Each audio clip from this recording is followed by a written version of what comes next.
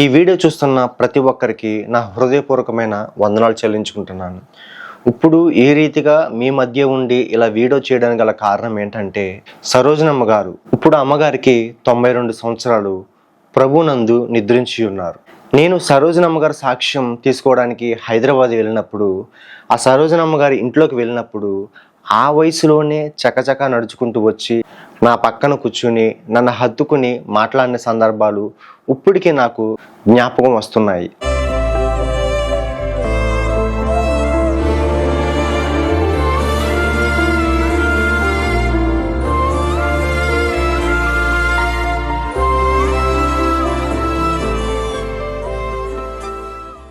ఆ సరోజనమ్మ గారి తండ్రి వేదాంత పండితులు. ఆమె తండ్రి రామాయణం, మహాభారతం వీధుల్లో కూర్చుని అందరికీ బోధించేవారు. అటువంటి కుటుంబం నుండి నిజమైన దేవుని తెలుసుకుని తన జీవిత కాలం అంతా అనేక మందికి సువార్త ప్రకటించిన ఆమె. ఆ అమ్మగారికి ఒక ప్రశ్న అడగడం జరిగింది. అమ్మ, ఇంచుమించు ఇప్పటికి ఎంతమందికి మీరు సువార్త చెప్పారు అని చెప్పి. అప్పుడు ఆ అమ్మగారు ఇచ్చిన ఆన్సర్, ఇప్పుడు వరకు ఎంతమందికి సుమారు సువార్త చెప్పుంటారు? లెక్కలేదు. అన్ని ప్రాంతాలకు వెళ్ళి అందరికీ సువార్త చెప్పాం. ఆ వయసులో కూడా చకచకా నడుస్తూ, ఆ వయసులో కూడా స్పష్టంగా మాట్లాడుచు, ఆ వయసులో కూడా తన ఆహారం తనే తినడం చాలా ఆశ్చర్యం అనిపిస్తుంది.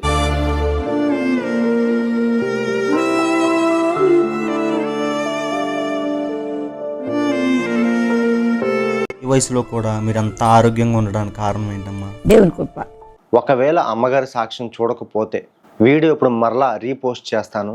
తప్పకుండా ఆ అమ్మగారి సాక్ష్యం చివరి వరకు చూడండి. దేవుని కృప, దైవ సంకల్పం ఇది. దేవుని సంకల్పాలు ఎట్లా ఉంటాయంటే ఆశ్చర్యకరుడు, ఆలోచనకర్త, బలవంతుడు దేవుడు కదా. ఈ వృద్ధాప్యంలో ఇలా సాక్ష్యం చెప్పడానికి అవకాశం ఇచ్చినందుకు దేవునికి ఎంతైనా వందనాలు. మనకు అదే కదా కావాల్సింది. ఈ సాక్ష్యము అనేక మంది రక్షించబడాలి. నేను రక్షించబడిన దానికి ఫలితం ఏంటి? ఫలాలు రావటమే కదా. ఆత్మఫలాలు రావాలి. వాళ్ళు రక్షించబడ్డారంటే మనకి ఎంతో సంతోషం. పరలోక రాజ్యంలో కూడా సంతోషాలు చూస్తాం కదా. అంతా మనం సేవ చేస్తామో అంతా పరలోక రాజ్యంలో చూస్తాం. మీ వయసు ఎంతమ్మా ఇప్పుడు? 90 సంవత్సరాల వయసులో కూడా మీరు సువార్త పరిచయం చేస్తారంటారు, అది నిజమేనమ్మా? దేవుని కృప, అది దేవుని కృప. అలా ఆకర్షించుకున్నాడు. ఎప్పుడైతే నన్ను ఆ శిల్వ దృశ్యాన్ని చూపించాడో ఆనాటి నుండి ఈనాటి వరకు నాలో ఉన్నాడు కనుక ఆయన నడిపిస్తున్నాడు. ఆయన కృప ఇది. ఒక పాత్రగా వాడుకుంటున్నాడు. యోగ్యకరమైన పాత్రని తన చేతిలో మలుచుకొని యోగ్యకరంగా వాడుకుంటున్నాడు. ఆయన శక్తిని, ఆయన సామర్థ్యం, ఆయనకే మహిమ రావాలి. అమ్మగారు, మీ అమూల్యమైన రక్షణ సాక్ష్యాన్ని క్లుప్తంగా వివరించమని నా మనస్ఫూర్తిగా కోరుకుంటున్నాను. మీ పేరేంటి మా అమ్మగారు? సరోజిని. ఓకే, మీ సాక్ష్యం చెప్పండి అమ్మా. ప్రియమైన మా పరలోకపు తండ్రి, ఈ ఉదయకాల సమయంలో నీ ప్రియమైన కుమారుడు, మా ప్రియ రక్షకుడు యేసు క్రీస్తు వారు శిలువలో చిందించిన ప్రశస్త రక్తాన్ని పట్టి విమోచించబడిన బిడ్డగా జోషే గారు, మరి నా తండ్రి ఆ బిడ్డ ప్రభ, నేను నీ బాబు సన్నిధిలోకి వచ్చి నేను ఘనపరుస్తున్నాం, మహిమపరుస్తున్నాం ప్రభ. ఉషాకి ఇచ్చిన తలంపు కొరకు వందనాలు. అలాగే జోషే గారికి కూడా ఈ తలంపు ఇచ్చావు ప్రభ. ఎవరిని ఆకర్షించుకుంటావో, ఎవరి కోసం ఇలాంటి రికార్డులు పూర్తి చేస్తున్నావో నీ చిత్తం ప్రభ. కనుక నేను అంధకారంలో ఉన్న నన్ను ఆశ్చర్యకరమైన నడిపించారయ్యా. నేనేనాడు అనుకోలేదు ప్రభ. యేసు క్రీస్తు నా కొరకు సజీవుడిగా వచ్చి ఈ లోకలంతా క్రయం చెల్లించడానికి ఏనాడు ఆలోచించలేదు. అయితే నాకు ఆ తలంపు వచ్చింది ప్రభ. మానవుడు చనిపోతే మట్టికి వెళ్ళిపోతున్నాడు.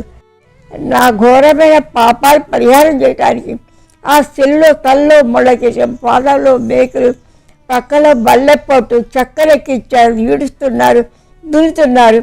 ఏ పాపమే పావనమూర్తి, నా కొరకు ఇంత క్రయం చెల్లించావా? నన్ను క్షమించు ప్రభ. నా తండ్రి, నా సర్వస్వుడు వైపోయినా ప్రభ. నా తండ్రి, నీవే నా రక్షకుడు, నీవే నా విమోచకుడు, నీవే నా ప్రాణప్రియుడు. ఆనాటి నుండి ఈనాటి వరకు ప్రభు నా తండ్రి నాలో నీ ఉంటూ నీలో నన్ను నడిపిస్తూ సార్వత్రిక సంఘంతో ఐక్యత కలిగి నా తండ్రి ఎల్లవేళలా నిన్ను గలపరిచి మయంపరిచి కొనియాడే భాగ్యాన్ని కలుగ చేసిన ప్రభు జోషే గారిని బట్టి ఉషాన్ని బట్టి మీకు వందనాలు. ఎవరెవరికైతే ఈ సువార్త వెళ్తుందో వారు రక్షించబడినట్లుగా వారి కూడా నిత్య రాజ్యానికి వారసులైనట్లుగా సహాయం చేస్తారని అన్ని సూచిస్తూ ఇచ్చిన తరుణం కొరకే వందనాలు చెల్లిస్తూ యేసు నామం పేరిట చేసిన గొప్ప కార్యాల కొరకే రక్షణ పాత్ర చేత పట్టుకుని పెళ్లి కుమారుడుగా రానున్న యేసుక్రీస్తు వారి ఘననామములు సమర్పిస్తున్నాము తండ్రి. ఆమేన్. మా నాన్నగారు హరే రామ హరే కృష్ణని భగవద్గీత రామాయణం చెప్తూ అరుగుల మీద కూర్చున్న వాళ్ళకి మాకు ఇట్లా వాకిలంతా అరుగులు ఉంటాయి, పెద్ద పల్లెటూరు కదా. ఆ గ్రామంలో చాలామంది వచ్చి కూర్చుంటే భగవద్గీత రామాయణం వినిపించేవారు. మా నాన్నగారిని బట్టి మా అమ్మ కూడా గురువుగారి మంత్రాలు తీసుకుంది. అలాంటి పరిస్థితుల్లో నేను అటువంటి అంటే భగవద్గీత రామాయణం అలాంటివి చేయలేరు. కానీ మా నాన్న విగ్రహాలు చేసేవాడు కాదు, నేను మాత్రం ఆ విగ్రహాలు చేసేదాన్ని. అసలు ఎవరన్నా ఏమనుకుంటారంటే మట్టి తీసి వినాయక బొమ్మ చేస్తారు, దేవుడిని మనం చేయగలమా? అమ్ముకున్న కాడీ వాడి దగ్గర మంచి కలరేసిన బొమ్మ కావాలి కదా, అట్లా అనుకున్నాను. అమ్మాయి అది బొమ్మే కదా, అట్టలిలా అది గ్రహించలేకపోయా. కనుక నేను నాకున్నటువంటి ఆ జీవితంలో మరి మంచి ఉన్నత స్థాయిలోనే ఉన్నాం. మా వారు ఉద్యోగస్తుడు, విజయవాడలో ఆఫీసులు. తర్వాత నాగార్జున సార్ డ్యామ్ కాంట్రాక్ట్ వెళ్ళారు, అక్కడ నుంచి లారీ బిజినెస్ చేశారు, దానిలో నష్టపోయాము. అప్పుడు కూడా నష్టంలో కూడా ఆ విగ్రహాలు పూజించటమే కానీ అయ్యో ఇంత శ్రమ వచ్చింది కదా, నన్ను రక్షించేది ఎవరో, ఈ సమస్య పరిష్కారం చేసేది ఎవరని ఎప్పుడు ఆలోచించాలి. కానీ ఆయన చనిపోయిన తర్వాత ఆ బిడ్డలు నేను వెంటపడు అంటే కన్నారు. అంటే మీ ఆయనగా చనిపోయారమ్మా? ఆయన చనిపోయారు. అంటే ఏంటి, అనారోగ్యత వచ్చింది, చనిపోయారు. అయితే చనిపోయిన తర్వాత మేము అప్పుడు వెంటపడు అమ్మగారి ఇంటికి వచ్చాం. ఇద్దరు కుమారులు కదా వచ్చాం. వచ్చిన తర్వాత అప్పుడు ఏమైందంటే ఆనాడు నాకు ఈ సమస్య వచ్చింది. ఈ యొక్క మాట ఇంతగా పూజలు చేస్తున్నా నాకు మార్పు రాలేదు. అంటే నేను చనిపోతాను కదా, ఇట్లా లోకంలో ఎంతోమంది చిన్నారి బిడ్డలు చనిపోతున్నారు, మట్టికి వెళ్ళిపోతున్నారు, ఎవరస్తులు చనిపోయారు, మట్టికి వెళ్ళిపోతున్నారు. అంటే మట్టికి వెళ్ళిన జీవితం ఉందా లేదా? మరి సృష్టికర్త ఎందుకు సృష్టించాడు? ఇంతేనా జీవితం అంటే అని నాకు ఆలోచన వచ్చింది. ఈ సంగతి బొమ్మలు అడిగా మాట్లాడాలి. తర్వాత సహస్రనామ మంత్రం ఉంటుంది, అన్ని మంత్రాలు తంత్రాలు అయితే మాట్లాడాలి. దేనికి ఎవరు మాట్లాడాలి, ఇంకెవరిని అడగాలి? మానవుడు తప్పలేడు, ఎవరిని అడగాలి? దేవుడు అన్న మాట తలపడాలి అప్పుడు కూడా. కాకపోతే ఏంటంటే యేసు ప్రభుని అడగాలని తలపించింది, ఆయన ఇచ్చాడు ఆ జ్ఞానం. ఆ జ్ఞానంతో నాకు తలంపు వచ్చేటప్పటికి యేసు ప్రభుని నమ్ముకున్న బిడ్డకి వెళ్ళా. ఆ అమ్మాయి ఏం చేస్తున్నా, తప్పిపోయిన గొర్రెని గురించి చెప్తూ గుడ్ ఫ్రైడే వచ్చినప్పుడు నన్ను తీసుకెళ్దాం మందిరానికి. ఆ క్షణం నా జీవితం మార్చేస్తాడు. ఆ గుడ్ ఫ్రైడే రోజు నేను మందిరానికి వెళ్ళటంలో అక్కడ దైవసేకుడు ఆత్మపోపు తన సత్యత నిలబెట్టి ఆ చెప్పినప్పుడు సిల్వ దృశ్యాన్ని ఖచ్చితంగా చూశాను.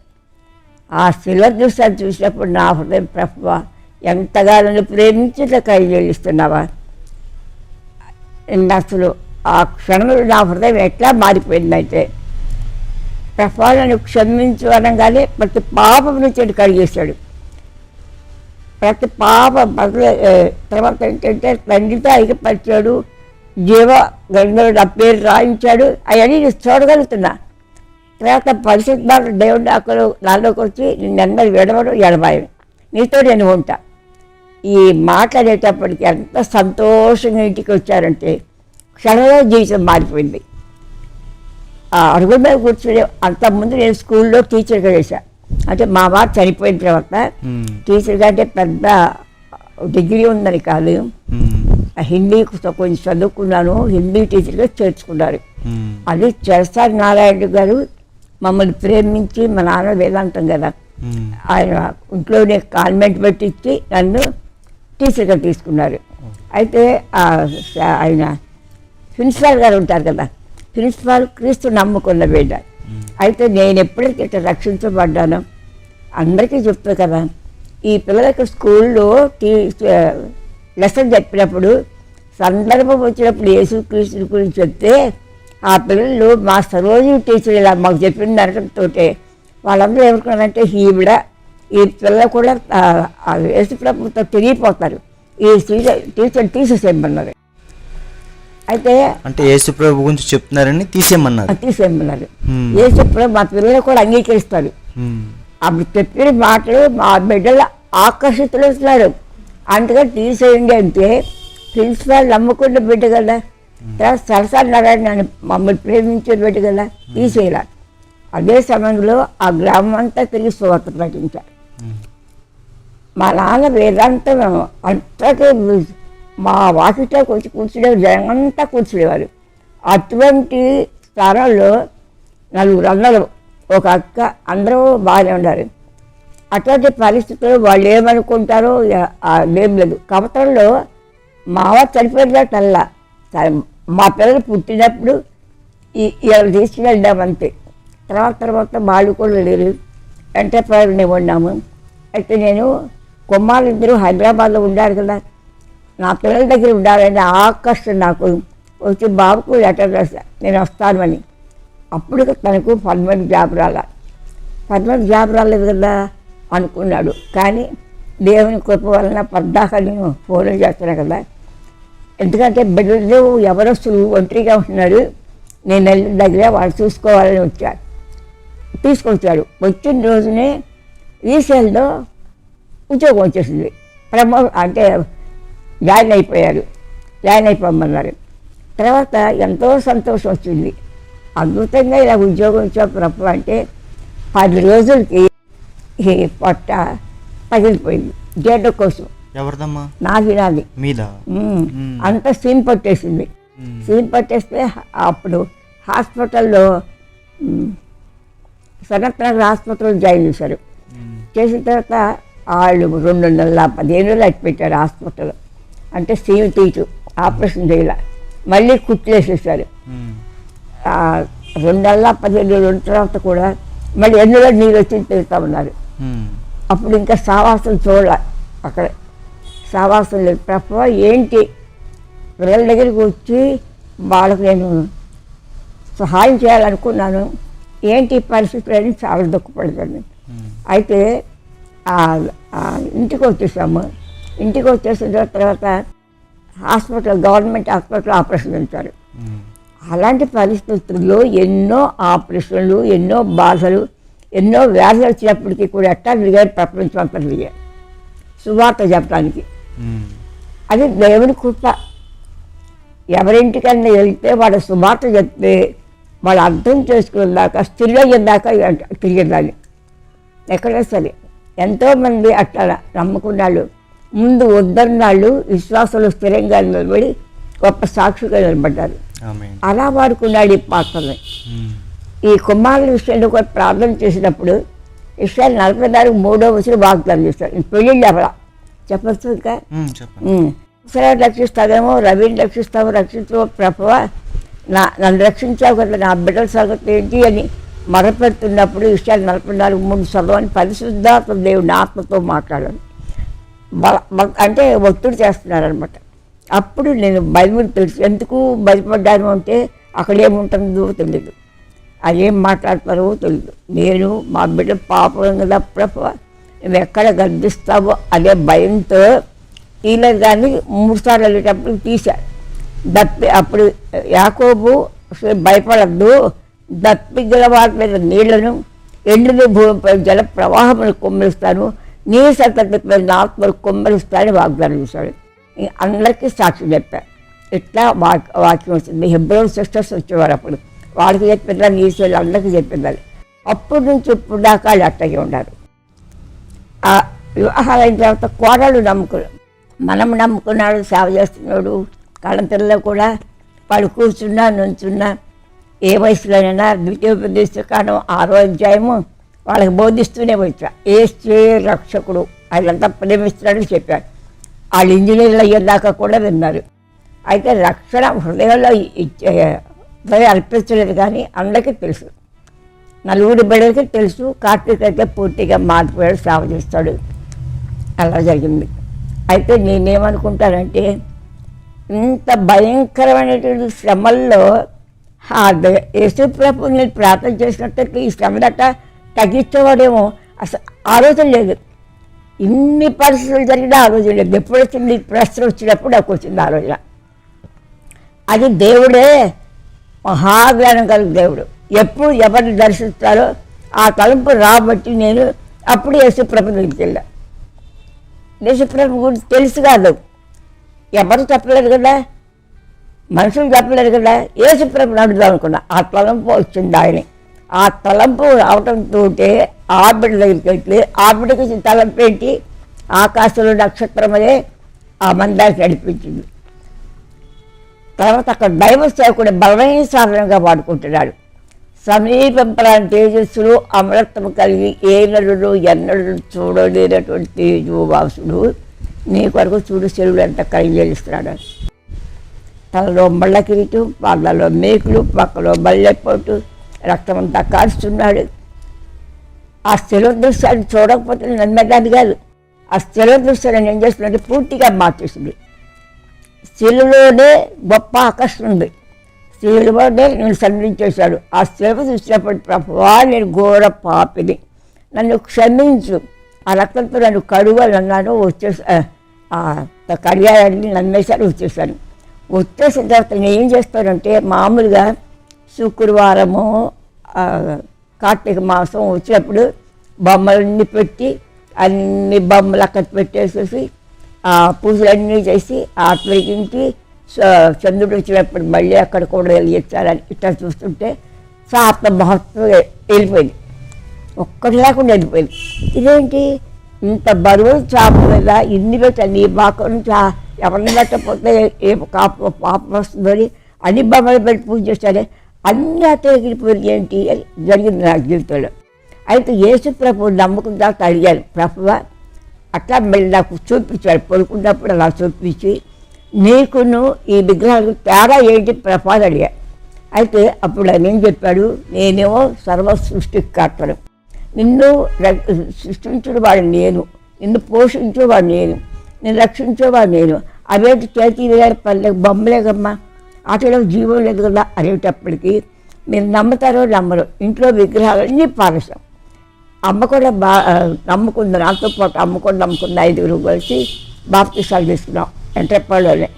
తర్వాత ఈ బొమ్మలన్నీ పారేసేవి కాకుండా ఇప్పుడు మన శుక్రవారం దానికి ఉంటాయి కదా లైక్ పాలిస్తాం, మొత్తం ఏమీ లేకుండా దేవునికి విరోధమైంది ఏమీ లేకుండా పాలిస్తాం. అయిన తర్వాత నేను ఆ సమయం నుండి మందిరానికి వెళ్ళటం, బాప్తిసం తీసుకున్నా కదా మందిరానికి వెళ్ళటం, బైబిల్ తీసుకెళ్ళటం, ఆ తెలిసిన అందరికీ వాక్యం చెప్పటం, అందరికీ చెప్పేదాన్ని. ఎవరికైతే మా నాన్నగారు చెప్పారో వాళ్ళకు కూడా వెళ్ళి వాక్యం చెప్పేదాన్ని. అమ్మ, యేసుక్రీస్తు ప్రభు అంటే దేవుడు కాదు, ఆయన దేవుడైతే తనకు తానే శిలువలో ఎందుకు రక్షించుకోలేకపోయాడు అని చాలామంది అంటారు. దానికి మీ సమాధానం ఏంటమ్మా? సరే, అయితే ప్రభువా నా దేవా, నీవు సృష్టించావయ్యా, భూమికి పొలాలు వేసావు, ఆకాశాన్ని విశాలపరిచావు, ఆ రూపురేఖలు ఇద్దావు, ఆ నక్షత్రాలు, కొండలు, బాడీ అన్నీ నువ్వు చేసినావు కదా. మహత్తుగల మాటతో చేశారా. బైబిల్ ఏం చెప్తుంది, ఆదియుండు భూమిని ఆకాశం అంత సంస్థాన్ని సృష్టించాడు దేవుడే. ఆ దేవుడే సృష్టించినట్టుగా ప్రేమిస్తున్నాడు. ఆ దేవుడే ఎందుకు సృష్టించినాడు అంటే మానవులు తనతో ఉండాలి, తనకు మానవుడికి సంబంధ బాంధవ్యాలు ఉండాలి. ఆ దేవుడికి ఆ తలంపు. అందుకని ఏం చేస్తాడు, ఆదామును అవన్నీ సృజించి అప్పుడు వాళ్ళిద్దరినీ కూడా కలుసుకునేవాడు. ఏదేని తోటలోకి వచ్చి సాయంకాలప్పుడు అవ్వ ఆదాం అనగానే వాళ్ళ దగ్గరికి వచ్చేవారు. తండ్రి బిడ్డలు ఎట్లా ప్రేమించి ఆదరిస్తాడో అట్లా తండ్రి బిడ్డలు కలిసి అట్లా ఆనందపోయారు. అయితే పరలోక రాజ్యంలో యేసు ప్రభువుతో పాటు సాతాను, ఆ పేరు లూసిఫర్ ఏమనుకున్నాడంటే, నేను యేసు ప్రభువుతో సమానుండే కదా, నాలో జ్ఞానం ఉంది, నాలో వెలుగు ఉంది, నేను యేసు ప్రభు సమానమే కానప్పుడు సృష్టికర్తతో సృష్టి సమానం అవుతుందా? అప్పుడు సృష్టికర్త వీళ్ళు గర్వం వచ్చిందని త్రోసేస్తాడు. ఎప్పుడైతే త్రోసేస్తాడో ఇంకా దేవుడిని నేను చేయలేను, కానీ దేవుని మా బిడ్డలు ప్రేమిస్తున్నటువంటి వాళ్ళని దేవుని రాజ్యానికి వారసులుగా చేయాలని అని చెప్పి ఏం చేస్తాడు, ఏ పండు అయితే దేవుడు తినవద్దని చెప్పాడో నాకు ఆశ్చర్యం వేస్తుంది. ఖర్జూర పండ్లు తింటుంటే ప్రభువా నువ్వు ఇన్ని రకాల పండ్లు ఏర్పడిస్తావు, ఇన్ని రకాల కూరగాయలు ఏర్పడిస్తావు, ఈ ప్రపంచంలో నువ్వు చేసినంత మహత్వాలు మాటతో చేస్తావు. ఎవరు చేస్తారు? ఏం మట్టి చేస్తాడు? ఏ మానవుడు చేయగలడు? మానవుడి కోసం ఇంత సృష్టి చేసావు, మానవుడు నీ కోసం నిన్ను తెలుసుకోవాలని. ఎందుకంటే ఎంత తెలుసుకుంటాడో అంత సుఖం అనుభవిస్తాడు, ఎంత తెలుసుకుంటాడో అంత ఆనందంతో సంతోషం అనుభవిస్తాడు అని అనుకుంటుంటే సాతాను గారు పెద్ద పన్ను తినిపించిన కారణంగా అప్పుడు దేవాది దేవుడు వచ్చి ఆదాము వారు అన్నీ అంటే తండ్రి మేము వస్త్రహీనతతో ఉన్నాం, ఎందుకు అంటే చెట్ల ఆకులు కప్పుకుంటున్నాం, నీ సన్నిధికి రాలేకపోతున్నాం అన్నప్పుడు నేను పిల్లలు పండు తిన్నారంటే అది సాతాను గెలిపించింది అన్నప్పుడు సాతాను పిలిచి సాతాను నువ్వు మానవుని పాపంలో పడవేసావు కనుక నువ్వు పామైపోవు కాక మట్టితో పొట్టిలిప్పు అని చెప్పి శపించేశాడు. శపించేసేవాడు స్త్రీ సంతతో వచ్చి నీ తలను సులువు చిత్తం కొడతాడు అన్నాడు. ఎట్ట రావాలి? దేవుడు స్త్రీ సంతతిగా రావాలి. ఎందుకు? శక్తిగల దేవుడే కదా, మహత్తుగల మాటతో సృష్టించాడు కదా, ఆ మానవులందరూ రక్షించబడాలి అనర్చుకుందా. అట్లనే నీతి న్యాయం లేని సింహాసనకు ఆధారాలు కనుక ఆయన ఏం చేశాడంటే హెబ్రీ 9:16 ధర్మశాస్త్రం రాసిన వాడు మరణిస్తే కానీ ధర్మశాస్త్రం నెరవేరదు. అందుకని ధర్మశాస్త్రం నెరవేర్చడానికి ఆయనే మానవ రూపంలో వచ్చాడు.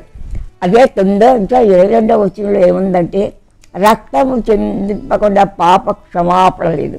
అందుకని నేను మరణం కాదు చేతుల్లో చిక్కుకున్నాను కనుక నేను రక్త మాంసములు దాన్ని కనుక నన్ను విడుదల చేయడానికి నాలాగుల రక్త మాంసలు గలవాడుగా కన్యగర్భంలో ఆత్మస్వరూపిగా ప్రవేశించాడు. బైబిలు దేవుని గ్రంథమయ్య, ఒక్క మాట కూడా పొల్లుకోవటం. సృష్టి ప్రారంభం నుండి సృష్టి అంతవరకు ఉంది. ఆ బైబిల్ చదువుతుంటే యెహోవా ధర్మశాస్త్రాన్ని ధ్యానించి వాడు తూలి తొట్టడానికి కారణం ఉండదు. ఈ సత్యం ఎప్పుడైతే యేసు ప్రభు వాక్యం ధ్యానిస్తామో నేను అనుకుంటా ప్రభు ఇంత ప్రకృతిని మహత్తుగా మారుస్తుంటాం. ఆకాశం ఎట్లా నిలబెట్టావు? ఆకాశం ఏ రీతిగా నిలబెట్టిందంటే వస్తువు డామ్ని కింద పడుతుంది కదా, ఆకాశం ఎట్లా నిలబెట్టావో సూర్యుడు చంద్రుడు పక్షులు తర్వాత ఏంటంటే సూర్యమండలం నక్షత్రాలు, ఒక్కొక్క నక్షత్రం ఎంతో బరువుంటుందట. అదంతా సృష్టి అంతా అంత ఆశ్చర్యం ఉంది. ఇంత గొప్ప సృష్టి మహత్తుగా మార్చేసి నైపుణ్యంగా సొంత మట్టి తీసి బొమ్మ చేసి అతలో జీవాత్మ ప్రవేశం నా సొత్తు నా కుమారుడు అంటారా. నిజంగా ఎంత ప్రేమగా దేవుడు నీ తలంపులు ఎంత ఆశ్చర్యం ప్రభా. నా తండ్రి నీ తలంపుల ద్వారా నన్ను రక్షించుకున్నావు, స్వచ్ఛ మార్గంలో నడిపించావు. నా తండ్రి ఆ యొక్క బైబిల్ చదువుతుండగా నాకు ఎంత సంతోషం, ఎంత మహిమ, ఎంత ఘనత. ఆ హృదయాంతరంగాల్లోకి ఆ వాక్యం రావడంతో ఎవరికి చెప్పాలి, ఎవరికి వినిపించాలి ఇదే నా తలంపు. అట్లా నేను ప్రతి చోట ఎన్నో ప్రాంతాలకు వెళ్ళాను. అనారోగ్య పరిస్థితి నాకే ఆశ్చర్యం వేస్తుంది. కొన్ని ప్రాంతాల్లో నడిచి కూడా బస్సు మరగపోతే అన్ని కొంతమంది సేవ చేస్తున్నారు. చాలామంది కొంతమంది వ్యతిరేకించారు, అయినప్పటికీ కూడా వాళ్ళు కూడా నమ్ముకున్నారు. మీరు సువార్త పని చేస్తున్నప్పుడు ఏమైనా వ్యతిరేకలు వచ్చినాయమ్మా? మామగారు, ఈ పరిస్థితుల్లో మీరు 90 సంవత్సరాలు వచ్చినాయి కదా, మీ పనులు మీరు చేసుకోగలుగుతున్నారా? దేవుని కృప వల్ల నా పనులు అంటే వంట చేయరు, కానీ నా స్నానము, నా యొక్క తల్లు కుటుంబం బాత్రూమ్ చేయటం దేవుడు కృప చూపిస్తున్నాడు. ఈ ఇంట్లో మీరు ఒక్కరే ఉంటారు అమ్మగారు? మా బాబు కోడలు నేను ఉంటాం. మీరు ఒక్కరే ఉదయం నుంచి రాత్రి వరకు కూడా ఏం చేస్తూ ఉంటారు? ఒక్కరే ఉంటారు కదా ఇంట్లో, మీ దినచర్య ఏంటి? ఏం చేస్తానంటే పగలు పొద్దున్నే లేవటంతో మామూలుగా మొహం కడుక్కొని ఆ టిఫిన్ తింటా. బాబు టిఫిన్ పెడతాడు, తింటాను. తర్వాత అక్కడి నుంచి నేను ప్రార్థన చేసుకుంటూ బైబిల్ చదువుతా. బైబిలు దేవుని మాటలు ఆయన చదువుతా. సేవ కొరకు ఎవరైతే సేవ చేస్తారో వారి కొరకు ప్రార్థన చేస్తా. తర్వాత నేను ఇంతమందికి సువార్త చెప్పాను కదా, వాళ్ళందరి పేర్లు రాసుకుని ఉంటాయి దగ్గర, అందరి కొరకు ప్రార్థన చేస్తారు. తర్వాత భోజనం టయానికి భోజనం పెడతారు, భోజనం చేస్తారు. అప్పుడు మాతో ఒక అరగంట అట్లా పడుకుంటా. మళ్ళీ లేసం చేస్తానంటే ఇష్టవాణి కొరకు బుక్కులు తెప్పించుకుని వాళ్ళందరి కొరకు ప్రార్థన చేస్తారు. ఇష్టవాణి కొరకు, తర్వాత ఎవరైతే ఎంతమంది నమ్ముకున్నారో వాళ్ళందరి కొరకు ప్రార్థన చేస్తారు. సమస్యలు ఎవరు సమస్యలతో ఉన్నారో వాళ్ళందరి కొరకు ప్రార్థన చేస్తారు. ఎవరి ఇంటికి వస్తారో వాళ్ళ సువార్త చెప్తారు, కొత్తాళ్ళైనా పాతాళ్ళైనా ఆ సువార్త చెప్తారు. వ్యతిరేకత వచ్చినా కానీ పత్రిక ఇస్తాను, చెప్తారు వెళ్తా. అది నాకు ఏంటంటే దేవుని యొక్క వాక్యం చెప్పడమే నాకు ఇష్టం. ఆ హృదయాంతరకు సమన్వయక అసమన్వయక వాక్యం చెప్పమని దేవుడు చెప్తున్నాడు. నా ప్రభు నాలో పెట్టినటువంటి ఆ యొక్క ఆత్మీయ ఉద్యోగం కొరకు ఇలా చెప్పడానికి ఆయన ఇస్తున్నాడు శక్తి. ఇప్పుడు బలం ఉందని కాదు, అసలు ఎంతసేపు మాట్లాడతానని నేను అనుకోలేదు. అదే ప్రార్థన చేసుకున్న ప్రభువా నీ చెప్పేది ఏమిటి, నేను నోరిప్పానంటే దైవాత్మ ద్వారా నువ్వు నడిపించాలిగా, నా వల్ల ఏమీ కాదు, అంత బలహీనరాలి కనుక రక్షణ పొందాలి. ఇది ప్రాముఖ్యత. ఈ చుట్టుపక్కల అందరి కొరకు ప్రార్థన చేస్తాను. అంటే ఖాళీగా ఉన్నప్పుడల్లా ప్రార్థన ఆరాధన, అదే నా పని. ఇది ఎప్పుడు కొంచెంసేపు పడుకోవాలంటే అట్లా పడుకుంటాను, కానీ మళ్ళీ అట్లా మీరు వచ్చేదాకా పాటలు పాడుకున్నా. ప్రభువా ఆ పాటల ద్వారా నాకు సంతోషం వచ్చేది. మీరు పాటలు పాడతారమ్మా? అంటే అంటే మనసులో పాడుకుంటా, పైకి పాడటానికి శక్తి చాలదు. చిన్న పాట ఏమైనా పాడగలరా? ఆ పాడేటప్పుడు ఆ శరణం ఏమవుతుందంటే మర్చిపోతా గబగబా. హల్లెలూయా హల్లెలూయా యేసు ప్రభున్ ఎల్లరూ స్తుతించుడి, వల్లభుడి చర్యలను తిలకించి స్తుతించుడి, బలమైన పని చేయు బలవంతుడి స్తుతించండి, ఎల్లరి స్వీకరించు యేసుని స్తుతించండి, రాజుల రాజైన యేసు రాజు, భూజల నేలు హల్లెలూయా హల్లెలూయా దేవుని స్తుతించండి, తబ్బలతోనూ వీడతోనూ ప్రభువుని స్తుతించండి, పాపమును రక్తంతో తుడిచివేస్తున్న స్తుతించండి, బూరధ్వనితో తాళములతో మ్రోగించి స్తుతించండి, నిరంతరము మారినటువంటి యేసుని స్తుతించండి. ఆమేన్. స్పష్టంగా కనపడుతుందమ్మా కళ్ళజోడ లేకపోయినా? అంటే కొంచెం పెద్దష్టాలుగా ఉంటాయి, కానీ ఆ కళ్ళజోడు పెట్టుకుని పగలంతా చూస్తూ చదువుతుంటా కదా. నేను అనుకున్నా ఆ మధ్య చెవులు పనిచేయలే. ఆశ్చర్యం, మా పిల్లలు చెవులకు పెట్టుకోమన్నారు సలహా. నేను పెట్టుకోను అన్నా. ఎట్లా తెలిసాడు చెవులు చక్కగా అవి వింటున్నా కదా. ఇప్పుడు మీ మాటలు వింటున్నా కదా, మీరు చెప్పేది వింటున్నా కదా. ఆ దేవుని శుభార్త చెప్తుంటే, ఆ జానేశ్వరి ఆ భక్తులు చెప్తుంటే వింటున్నా కదా. దేవుడు గుర్తించాడు కనుక డాక్టర్లు కూడా అది పెట్టుకోవాలమ్మా అన్నారు. పెట్టుకొని ఒప్పుకొని తెలిసాడు. అట్లాగే కళ్ళు కూడా ప్రభా పగలంతా ఇలా చూస్తుంటానికి ఇది ఇచ్చావు ఈ శక్తి. కళ్ళు పని చెప్తే ఏం చేయగలను కదా. మనసు ఇచ్చావు, కళ్ళు పని చేయడానికి ఇచ్చావు, చెవులు తెరిచావు, బిడ్డలు చూసే బిడ్డలు ఇచ్చావు. ఇదంతా దేవుని కృపే కదా. ఇప్పుడు దైవ సేవకులు ఇలాంటి ప్రేరేపిస్తున్నారు, ఇది దేవుని కృపే కదా. ఆయన కృప ఊహించనల్లవి కానివి. కృప ద్వారానే అలా పాటలు పాడుకుంటా. దగ్గరగా పాడడానికి ప్రార్థన వినేది పావన ఇదంతా వచ్చు పాడతాను, కానీ కంఠం అలసిపోతా, చేయలేను. ఇప్పుడు వరకు ఎంతమందికి సుమారు సువార్త చెప్పుంటారు? లెక్కలేదు. అన్ని ప్రాంతాలకు వెళ్ళి అందరికీ సువార్త చెప్పాం. అన్ని ప్రాంతాలు వెళ్ళిన చోటల్లా ఇంటింటికి వెళ్ళి ఆ డిఏ కాలనీకి అన్ని ప్రాంతాల్లో ఊళ్ళకు కూడా వెళ్ళాం. అన్ని ప్రాంతాల్లో చెప్పాం. జ్వరం వచ్చినప్పుడు కూడా వెళ్తే సేవకుడు అన్నాడు, జ్వరం వచ్చేవాళ్ళు ఎందుకు వచ్చారు అని. ఇంకో సేవకుడు ఏమన్నా అంటే బాప్తిసం ఇచ్చే వరకు చెప్తుంది ఆవిడ. అలా అంటే ఏంటి, వాళ్ళు అర్థం చేసుకునే వరకు సువార్త చెప్పడం అలవాటు. మహాధర్మంతుడు, మహాసుఖభోగాలు రపించాడు.